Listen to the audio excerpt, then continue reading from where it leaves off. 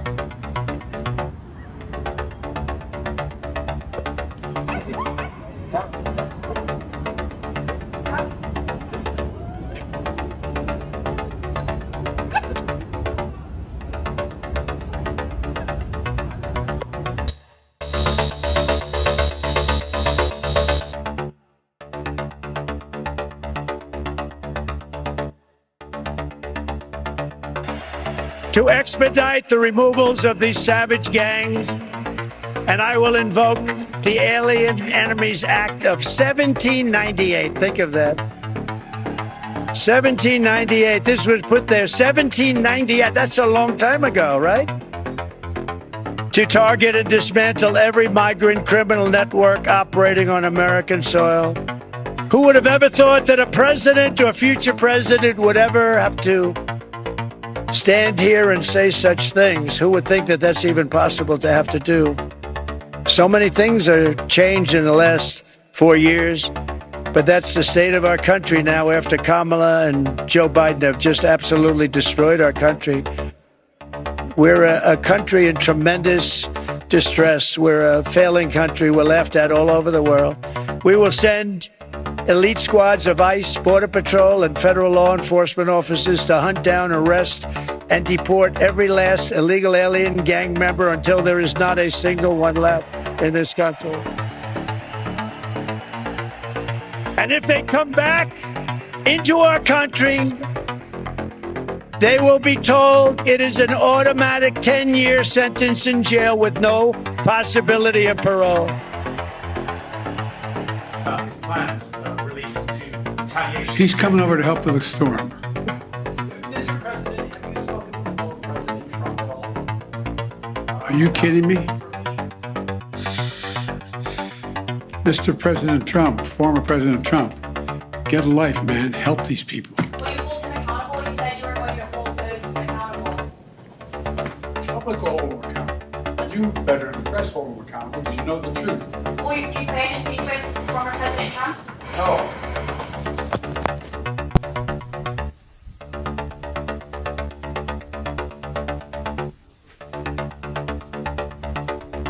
Good afternoon, and thanks for being here today. Before I say anything, I want to thank the men and women of the Sheriff's Office here, our Special Operations Divisions, our 3rd Precinct, our detectives, our agricultural unit. These are the men and women, and a portion of them that have been out nonstop, that have left their homes behind, not caring about what's going on there, but serving everyone else but themselves. And this county is very blessed that we all work together the way we do. Overall, we flew the county. As you can see, the helicopter behind, all the tools, resources deployed throughout this entire county. Lee County, 1,260 square miles of land and sea.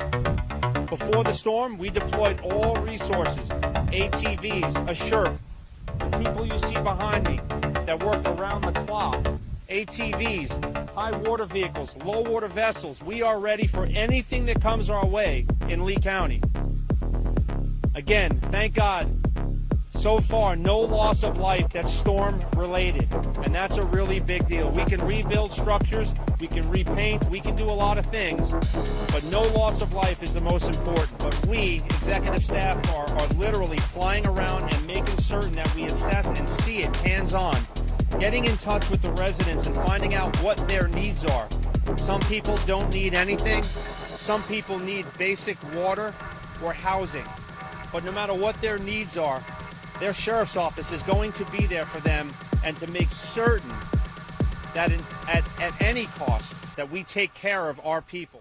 The other side of that, I want to be very, very clear with this message. Those unfortunate people that may think this might be an easy target, they might think that because someone's house got compromised and it can't be secured, we have deployed assets everywhere. The men and women of the Sheriff's Office are ready everywhere. We're using the electronic surveillance unit, drones, everything that we have equipment-wise. We work with our great state attorney, and if you commit a crime and you go into someone's house during this storm, or after, or at any time in this county, I can guarantee you this. One, our great state attorney, Amira Fox, and her crew, we will charge you to the fullest extent of the law. And jail is a good place for that person. But that's a lucky place, because if you walk into someone's house in this county, there's a good chance you're not walking out. And I want to be clear about that. You don't get to victimize our great residents. So the unfortunate people that think they're going to commit crime here, my message is clear. Not in Lee County.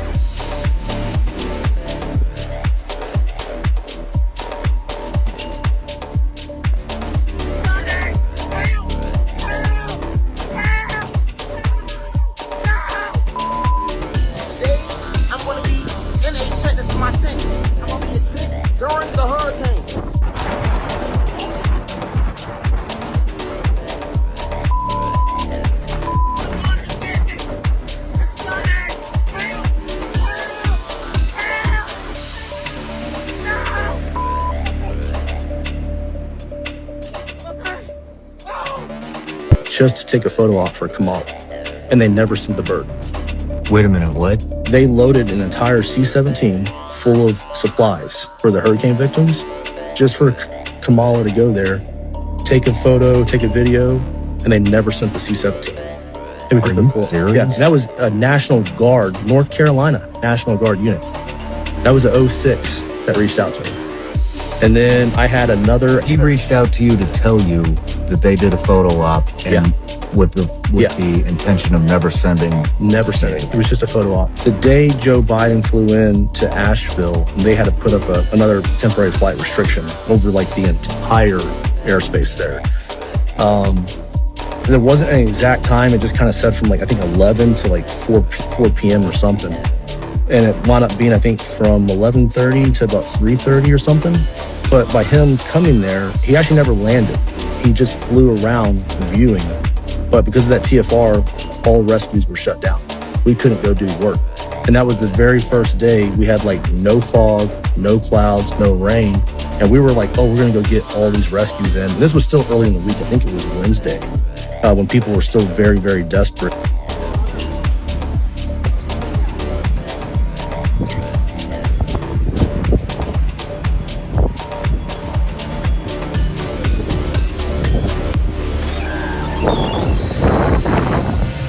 CBS moderators muted Vance's mic at the debate, the network was caught airing a deceptively dirty edit of Kamala's interview on 60 Minutes.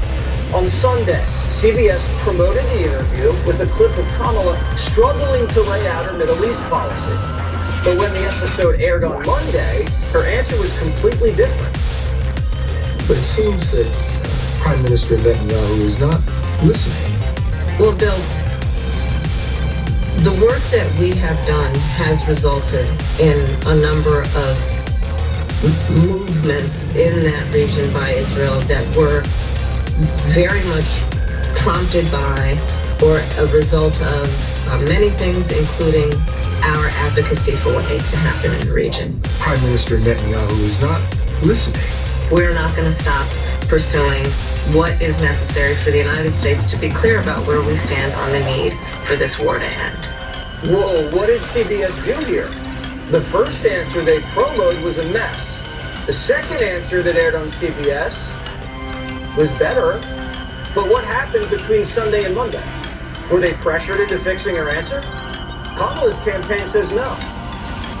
And how do we really know that's her answer to that specific question? How do we know they didn't just pull that from another part of the conversation? Victim of crime. Are you a Republican? Are you a Democrat? The only question I ever ask is, are you okay? And sadly, we have seen over the last 2 weeks since Hurricane Helene that unlike my opponent, who got handed $400 million on a silver tray and filed for bankruptcy 6 times, most people don't have that access. Silver tray and file for bankruptcy 6 times. Most people don't have that access to the wealth that is necessary for them to start a small business, but when they do, it's to their economic benefit as well as the economic benefit of the community.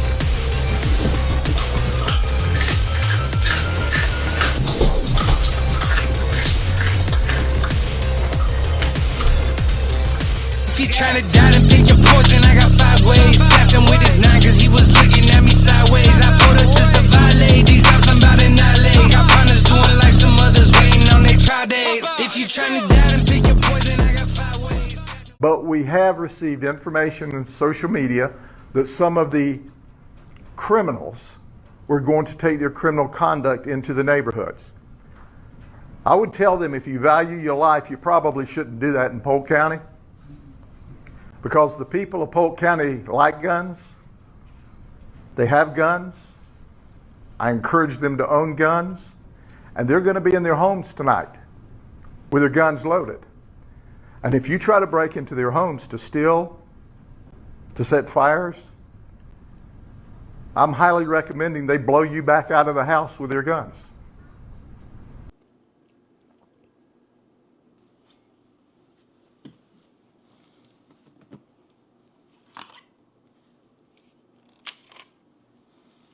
It's too small.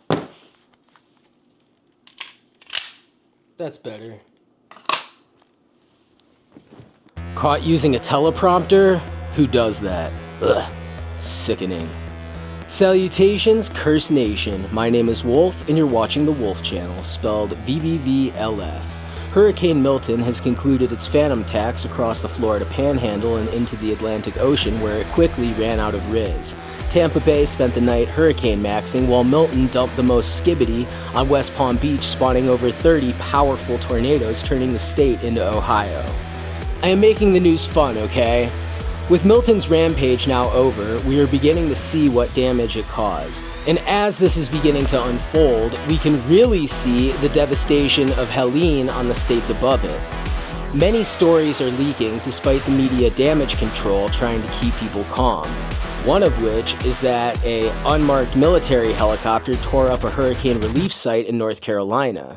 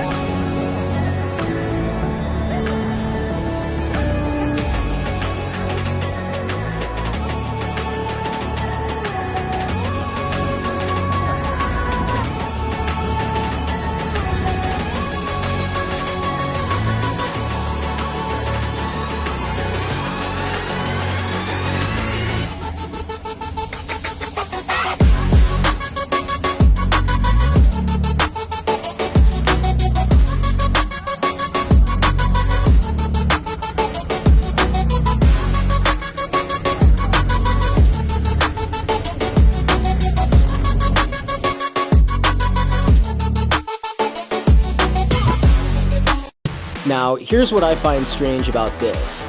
Although the National Guard has come forward and claimed this was their chopper. That was a North Carolina National Guard helicopter. It's under our command, and I'll take responsibility for it, and we own it. What the situation was they were bringing in a generator to that landing site. As they approached, they noticed that there were too many people and too many tents and commodities too close to the landing site, so they pulled in power to take back off, like a go-around in a helicopter. And the rotor wash caused that damage. The crew has been grounded. We are under investigation. Safety is our #1 paramount with our forces that we have on the ground. And so we are, again, continuing to investigate that. We do have some communication with the landing sites and people that we are going to take the commodities to. It's matured over time. Initially, we had no communication, so we were just making a call and landing. But now the landing sites have been more mature, and we do have communication with emergency personnel that are on the ground. I spoke with a friend of mine who is from the National Guard, and he said that they do not have unmarked choppers. You saw the video with your own eyes. It was unmarked. Believe what you want, but like I'm saying, people in the National Guard are saying that helicopter was sus. Now, another lie we need to dive into is the scrutiny of Ron DeSantis not answering phone calls for Kamala Harris leading up to Hurricane Milton, and her claim that he lacked empathy and would kill people by ignoring her calls. You do know that this lady is a 60-year-old daughter of a Marxist professor, right? She doesn't give a fuck about you. The New York Times will refute claims of Kami Allah being a fucking commie because she has, quote, shown support for capitalism, and, quote. To that I say, show me a communist oligarch who didn't support capitalism for themselves. Communism can be summed up in one sentence. Rules for thee, not for we. It is authoritarianism, the end. Link below to the most shocking video I've seen about Kami Allah thus far. The unhinged danger and audacity of DeSantis ignoring her phone calls is an accusation which has now officially imploded on itself, as incredibly, Florida, while sustaining extensive damage, seems to have handled the crisis tremendously well. The state was able to coordinate within itself so effectively that FEMA ended up having to make a public statement admitting it. Roll the clip. Joining us right now is the FEMA administrator, Deanne Criswell. Thank you so much, Administrator, for coming on. You guys have a lot on your plate today. What is your assessment of how Hurricane Milton's impact and damage in Florida?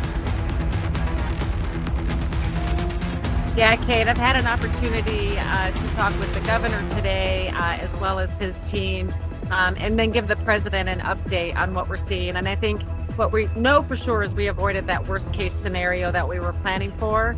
But the fact that they prepared for the worst really made sure that they were able to respond to the impacts that they have experienced. And the biggest ones right now are the tornadoes that have been reported across the state. I think the last number I had was 38 confirmed tornadoes.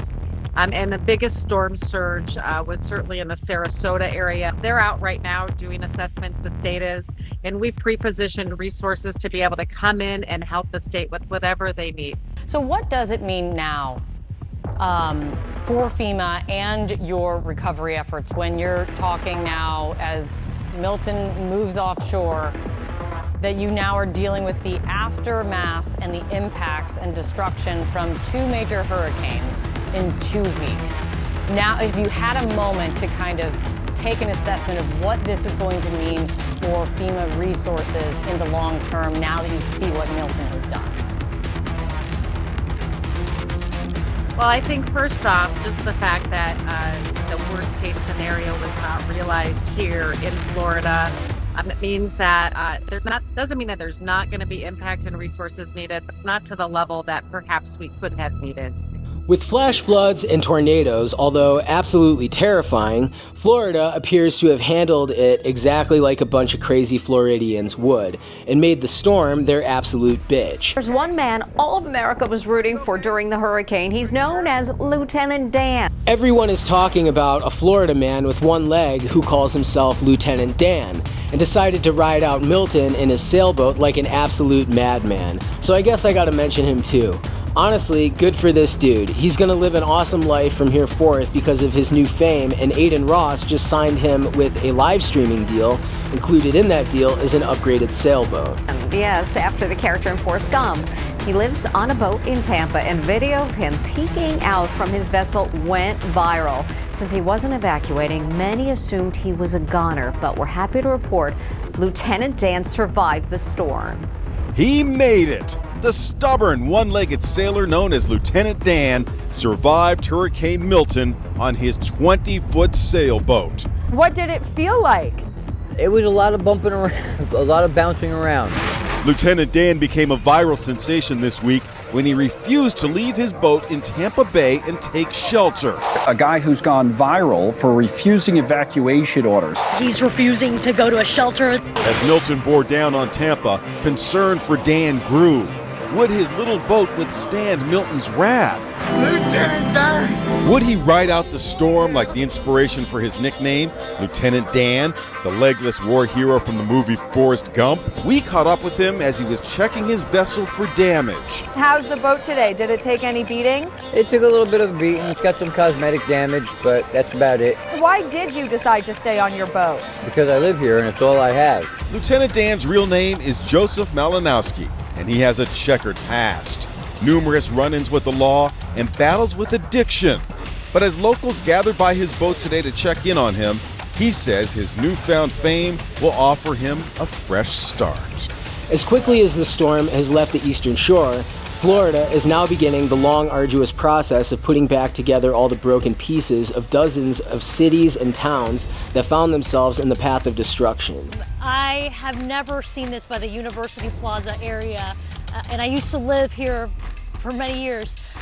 As we were zooming in, you can see cars that are flooded out.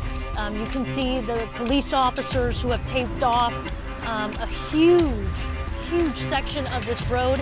And I can also tell you that in that direction, John, there's an assisted living facility where Hillsborough County Sheriff's Office tells me that they are conducting active rescue operations right now. They have over 100 people in there that are trapped, and they need to get them out. And you're talking about some people who need to use wheelchairs, some people who, because they're so sick or elderly, you know, they're bedridden.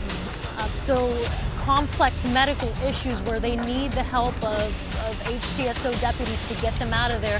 And how are they doing that?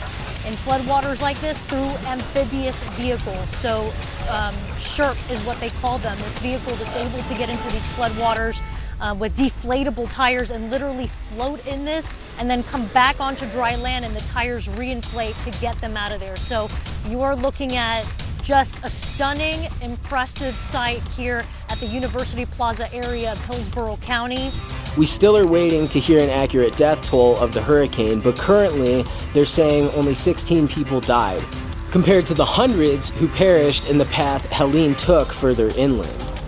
The media is still keeping tight lips around the subject of widespread violence and looting in North Carolina, but as can be seen in my previous video by our friend Evelyn, who is an eyewitness on the ground in Ashland, the violence is happening, and it is not in a small, isolated sort of way. Full-blown civil unrest is happening, and it's scary as shit. Meanwhile, down in Florida, people have already assembled and peacefully armed themselves with guns to protect their neighborhoods and communities from looting and violence. They were fully prepared for this, to an honestly impressive degree. Now, that's not to say what happened from Helene was anyone's fault. Except for the government, maybe. We had a report for an elderly lady trapped in a house. Went down there, took a team, took an ATV. National Guard had the road blocked, and they said if you're not on government orders, you're not going in here, period. They said they had a team coming in for search for a house like half a mile up that road. I said, well, that's not the address I've got. Can I give you my address? They didn't even have communications for the team that was coming in. The people blocking the road had no communications within themselves. And today is October the 4th. It's Friday. Since last Saturday, I've been trying to go out in communities and help. This is the 7th time a government official has turned me away. And I get it. I get keeping looters out. I get keeping random people out of communities. But I've been doing it for 15 years. I'm trained in search and rescue, in emergency response. I've got a team of experienced people and plenty of supplies. All I'm asking is to be put on a team, and leadership or organization is like foreign to this entire operation everywhere, not just here. Because the path that storm took was unheard of, so we really can't place blame on communities unprepared for hurricanes in a region they'd never heard of one happening in. I mean, I'm pretty sure the state of Montana would be totally fucked too if a hurricane ripped at a new asshole for no good reason. But can we take a moment to mention my first video covering the hurricanes and the original question that I proposed? How are these people going to vote? We are now only 28 days out from the election, and I'm yet to hear a peep about how these regions plan to even have an election when they currently barely have roads. And in regards to my last video, I'm not saying it was cloud seeding that pushed Helene inland, but if you go back a few videos, you'll see the clip of Amazon Alexa saying it was cloud seeding, which make what you will of that, but it's suspicious as hell. And speaking of suspicious, the mainstream media is now in full damage control, shutting down the rumors of weather manipulation surrounding the weird hurricanes of 2024. Here's a video of a FEMA director talking about their media sector for combating misinformation. We've done multiple catastrophic events like this in the past. That's why we have a layered approach to our staffing, and we plan for this. And last time we spoke earlier in the week, we were talking about one of the things that FEMA has been forced to fight against is misinformation with regard to false rumors being spread. And that had to do with Hurricane Helene and the impacts of that. It's early on, but are your teams seeing that level of misinformation continue to spread with regard to any difference with the impacts of Hurricane Milton? Like, what would you say is kind of the status report of the battle you all have been needing to wage against this misinformation? Well, I think as we've looked from Hurricane Helene, we've had such great support from governors and congressional members, local leaders, really helping to push back on that misinformation. I do have a team that watches this closely, and if we find that we need to get out there and be proactive in our messaging to help dispel these rumors, we'll certainly do that. A lot of this stuff is not about the people that got impacted. It's about people wanting to make themselves seem important, say stuff that's just outlandish, trying to get clicks and attention that has nothing to do with getting information to the public. Now, as a milquetoast fence-sitting centrist who only ever has voted for Barack Obama and then Bernie Sanders before I abandoned the Democratic Party forever, I gotta say it's pretty fucking obvious to me which side of the fence that I sit on is full of lying scumbags in 2024, and I'll tell you, that side of the fence is the color blue. If you watch my previous videos, you know all of what I'm talking about. Democrats calling Republicans selfish while they, the Democrats, are actually the ones politicizing these storms, and it's conservative preppers who are actually jumping into formation and saving lives in these disaster-stricken areas. From the web of lies about the FEMA funding, see my previous video, to the blatant media cover-ups, this year's storm season is rapidly shaping itself into a 911 level crisis for the American people. And despite all of the lies, it's seeming like the American people are waking up to it all. America's migrant crisis has gone absolutely critical, with unprecedented numbers of illegal entries into the country. Real quick, I'm gonna keep saying this, illegal immigrants now account for 13% of the US population. Look it up. With non-citizens accounting for over a tenth of America in 2024, voters are finally appearing completely fed up as we are so close to Election Day, which is apocalyptic for the Democratic Party as the Capitol Hill they've decided to die on turns into a self-fulfilling prophecy of their downfall. It seems like the party is beginning to eat itself alive. Here is a woman who's finally realized it and took notes to share. So now they're throwing around the word misinformation. Well, was we misinformed when we heard what we heard directly from her mouth? And the federal relief and assistance that we have been providing has included FEMA providing $750. And was we also misinformed when the director of FEMA, Mayorkas, came out and said what he said? Or did he misspeak? We are meeting the immediate needs with the money that we have. We are expecting another hurricane hitting because FEMA does not have the funds to make it through the season. Now, since y'all want to say everything is so misinformation and misinformed, I just have a few questions. That's it. Is the critical needs payout of $750 only a one-time payout per household, not per person, and you would need to qualify, which also indicates that you may be denied? Just asking. I have another question. Did FEMA not designate funding of over $1 billion for a illegal migrant program called Shelter in Place in 2023 and 2024? Another question that I may be misinformed about. Did FEMA not designate funding of about $685 billion for illegal migrants in an emergency food and shelter program under this administration? I have another question, because we the people, we want to know. We don't want to be misinformed. Did the House and Senate, including Republicans, not pass the continuing appropriation bill, H.R. 9747, which provides more funding, but the disaster fund is still deficient, according to Mayorkas, because of mismanagement and possibly overspending? You know, that's the bill that y'all are running around and saying that the Republicans shot down and didn't pass. H.R. 9747. Go find it on Congress.gov. Wait a minute, I thought of another one, because this may be the one that is misinformation. This is the one. Was there not testimony before the House Budget Committee estimating Americans paying over $150 billion annually to support illegal immigration?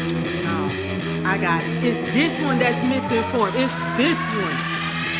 Have they not sent over $64 billion and counting to fund the Ukraine war? Dang, I forgot about this one too. I got a question about this one as well. This one probably is misinformed as well. Did they not send over $17 billion in aid to Israel since last October? And for my last question that I just may be misinformed about, this is the one. I'm misinformed, definitely, with this one. Did she not tweet a couple of days afterwards that she was deeply concerned about the security and well-being of the citizens of Lebanon and pledged a total of $157 million and bringing the support total of $385 million total? It gotta be that. And if you didn't catch what I said earlier, they're funding Israel and Lebanon, which Israel struck Lebanon. So no, we're not misinformed. Y'all just misunderstanding that $750 was never enough to give to American taxpayer citizens. So you can miss me on that. Now, the reason I shared that clip is to showcase to you that you're being lied to and that it's only one party that's baiting us into a civil war and trying to make us hate progress and hate ourselves. And I'm fed up with it. I'm not a demon for having white skin, and I'm not an idiot for having a best friend who's African either. So stop telling me that I'm racist for calling an illegal invasion what it legitimately is. The people currently sitting in office are evil. I can't say it loud enough without pissing off my neighbors. The Democrats suck. And if you haven't realized it yet, maybe after the next pandemic lockdowns are caused by open border policies in an era of climate instability, as the storm's destruction are now over, another hurricane is now forming. This one is called Nadine. Let's hope it stays in the ocean, and after storm season ends, here's my next prediction for the American people. The Dems want to bait us into a race war, and things are about to get way more divided. So stay tuned for my future news commentary, because maybe then, maybe you'll realize you fought the wrong enemy.